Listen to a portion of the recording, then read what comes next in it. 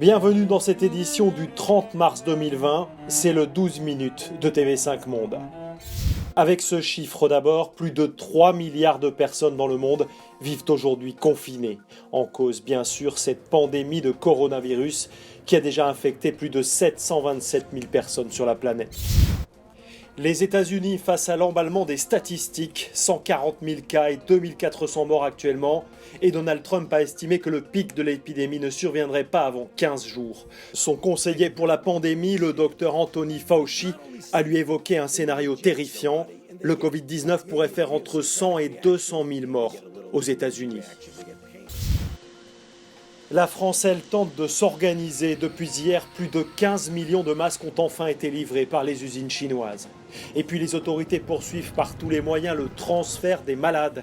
Des TGV médicalisés, des hélicoptères et des avions de l'armée évacuent des dizaines de personnes de l'est du pays vers des régions où les services de réanimation ne sont pas encore débordés.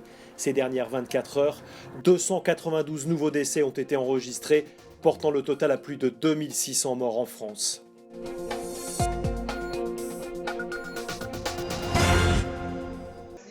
Les journées sont longues, mais ils ont déjà leurs petites habitudes. Mesdames, on est quel jour ? Dimanche. Et le dimanche, au foyer Bergeron, on trinque pour repousser le coco. C'est le nom que les résidents ont donné au coronavirus. Depuis 7 jours, depuis le mardi 24 mars, l'EHPAD de Mansle vit en confinement total. 18 salariés volontaires et 59 pensionnaires enfermés ensemble.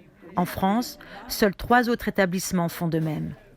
C'était la peur d'amener la mort avec soi.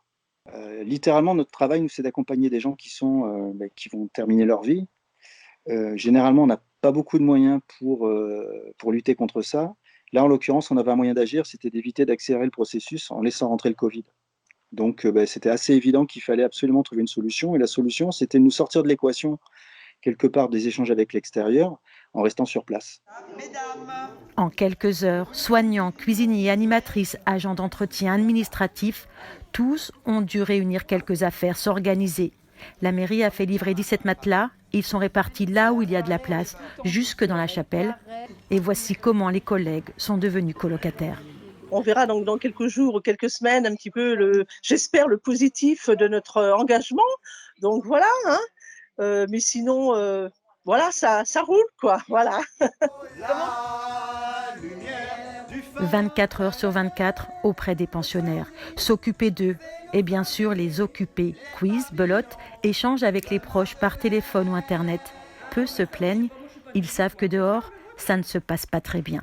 Il y a beaucoup de solidarité entre les résidents et les aides-soignants, les infirmières, et puis on parle beaucoup ensemble tout de même. Parce qu'ici, il y a beaucoup de femmes. Ça veut dire que ça papote beaucoup. Ah, ça pour papoter, ça papote. Aucun symptôme du Covid-19 pour le moment. Les salariés restés à l'extérieur se mobilisent pour se rester à l'intérieur. Au foyer Bergeron, on est prêt à tenir le temps qu'il faudra. On les laisse pas tomber. Nos personnes âgées, faut bien les protéger. Difficile de refuser.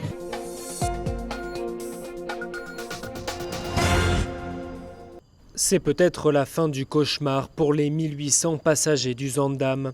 Ce paquebot de croisière franchit le canal de Panama au prix d'intenses efforts diplomatiques. À son bord, au moins 4 morts et plus de 200 personnes potentiellement infectées par le Covid-19. Je m'excuse, ce ne sont pas les vacances auxquelles vous avez initialement souscrit. Cela s'est transformé en un effort sécuritaire et humanitaire. Depuis 15 jours, le luxueux paquebot est devenu un paria, isolé dans les eaux du sud de l'Atlantique. Il a longé les côtes du Chili, du Pérou et de l'Équateur en espérant y jeter l'ancre, mais aucun port n'a accepté de l'accueillir. Les passagers vivent cloîtrés dans leur cabine. Il faut qu'on puisse commencer le processus pour rentrer chez nous parce que d'autres endroits nous ont fermé la porte. 4 personnes sont maintenant mortes et c'est la faute de tous ceux qui nous ont rejetés en cours de route. S'il vous plaît, aidez-nous. À bord du paquebot, une centaine de Français, des Canadiens et une dizaine d'autres nationalités. Tous ne sont pas logés à la même enseigne. Ce passager argentin est confiné dans une chambre d'équipage. Voilà, nous sommes enfermés ici. Ces cabines font 2,5 mètres sur 2 mètres. Ce week-end, le croisiériste a envoyé un second navire, le Rotterdam. À son bord, des vivres et des tests pour identifier les porteurs du Covid-19. Les passagers sains ont été transbordés et les deux bateaux vont désormais faire la route ensemble. Ils devraient accoster en Floride, le seul endroit qui a accepté de les accueillir.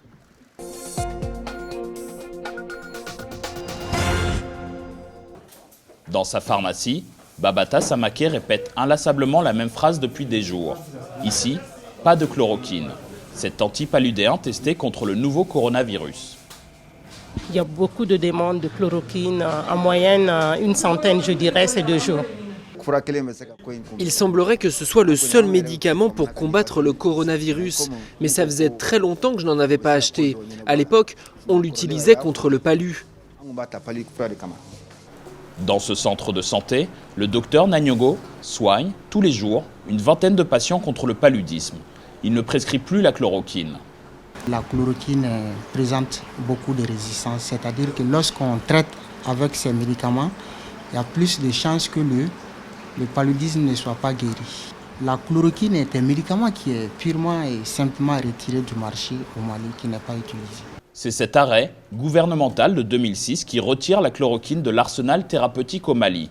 En plus de sa résistance à la chloroquine, le parasite, à l'origine du paludisme, évolue constamment. L'an dernier, la maladie a tué 1778 personnes. C'est la première source de mortalité dans le pays. Ici, au Centre de recherche contre le paludisme de Bamako, le professeur Jim Day et ses équipes réfléchissent à de nouvelles approches thérapeutiques. En cette période de pandémie, ils prônent un retour encadré de la chloroquine en vue d'une riposte contre le Covid-19. Nous pensons que nos gouvernements devraient s'organiser pour mettre à disposition des spécialistes qui font la prise en charge des cas à l'hôpital pour qu'ils puissent utiliser ces traitements qui ont donné des résultats assez encourageants.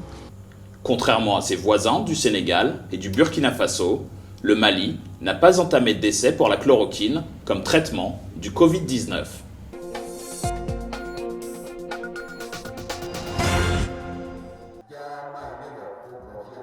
À une cinquantaine de kilomètres au nord d'Abidjan, des haut-parleurs martèlent sans cesse le même message qui peut s'avérer vital pour les 10 000 habitants de la commune.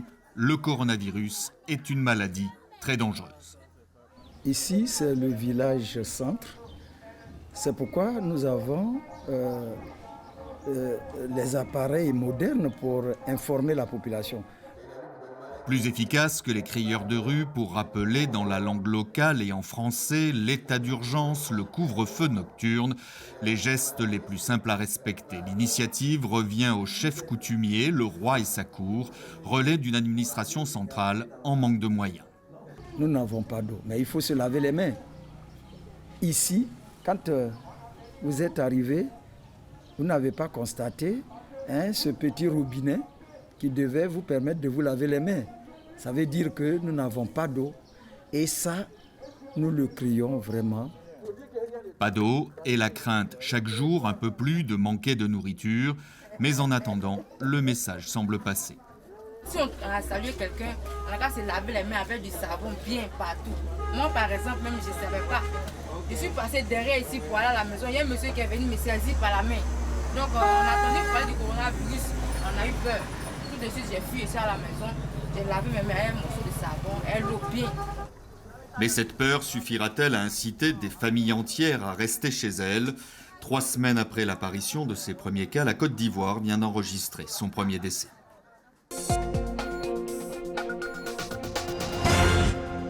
Monsieur Corona, qui es-tu ? Monsieur Corona. Derrière cette voix, le rappeur burkinabé Smarty. Dès l'apparition du virus dans le pays, il enregistre ce morceau qu'il diffuse d'abord sur les réseaux sociaux. Il était impératif pour nous d'interpeller les gens sur la dangerosité de ce mal-là, parce qu'on entend beaucoup de rumeurs que ça ne tue pas les Africains, que le virus ne résiste pas au soleil. On s'est dit, y a quelque chose à faire. Les rumeurs disent que c'est maladie de blanc, que Mamadou le guérisseur a son médicament. Les rumeurs disent que c'est une attaque biologique. Monsieur Rumeur finira par enterrer l'Afrique. Une plume pour dénoncer, pour défendre des causes, c'est ce qui a toujours défini cet artiste au franc-parler. Certains de ses textes ont même été choisis comme sujet du baccalauréat. Beaucoup de présidents africains ont la double nationalité. Pour un frirangle qui pousse à la main, c'est à Paris qu'ils vont tous se soigner à eux. Tout le monde ne regarde pas la télé, tout le monde n'a pas forcément le réflexe d'aller chercher tout de suite les infos. Donc il est impératif pour nous, surtout quand on est artiste et que ça vient pour nous, ça a un écho assez différent. Donner de l'écho à la prévention, alors que l'Organisation mondiale de la santé demande au continent africain de se réveiller face à cette menace. On a un rôle aussi de montrer qu'on est éduqué, on est assez intelligent pour comprendre que cette pandémie est réelle et on est assez fort d'esprit pour adopter qu'on appelle la bonne attitude. Monsieur Corona, qui es-tu? Le monde ne comprend pas, ce virus t'es-tu?